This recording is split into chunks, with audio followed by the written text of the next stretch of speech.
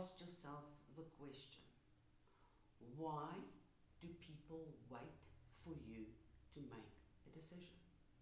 Why don't they just make the decision and make things happen, get things happen? And I often sit, when people tell me that, they get frustrated, they have a concern about whether their people are not capable, they question their capabilities. If you have somebody, and this is my experience, if you have people coming to you all the time and cannot make a decision,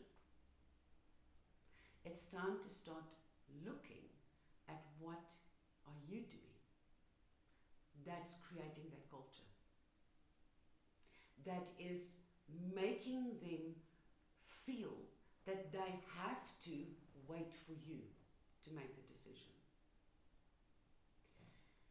And we don't often do that intentionally. A lot of leaders feel that the more control they have over what is happening, the better the quality will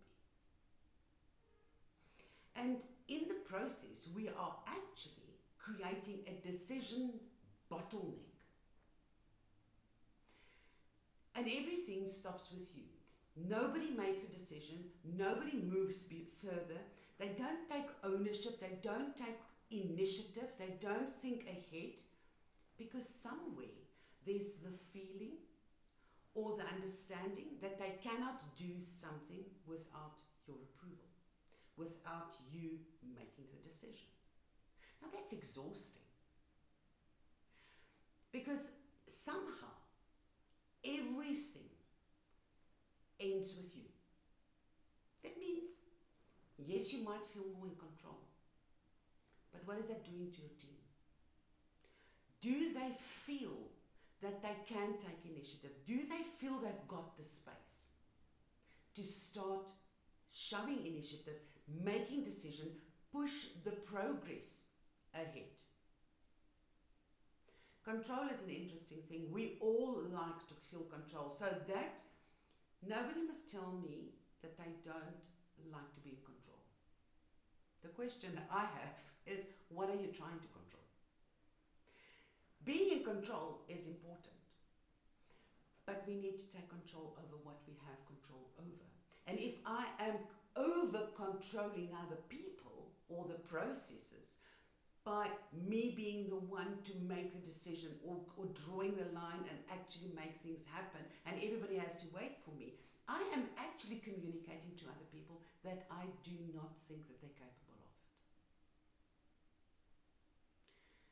And that often leads to work not being done, people feeling frustrated, people feeling that they're not being acknowledged, people believing that they can't make decisions. So we are actually keeping them hostage.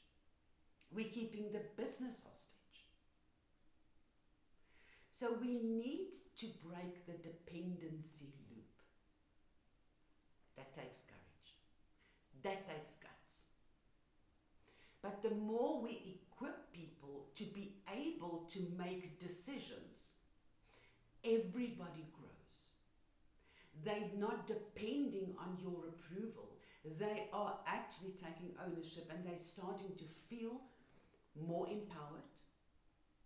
And that helps everybody. You, if you're not there, can actually know that your team can continue without you.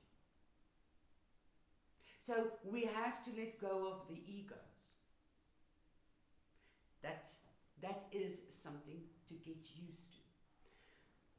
Your team, the success of your team, the success of your business is dependent on how people are empowered to make decisions even when you're not there.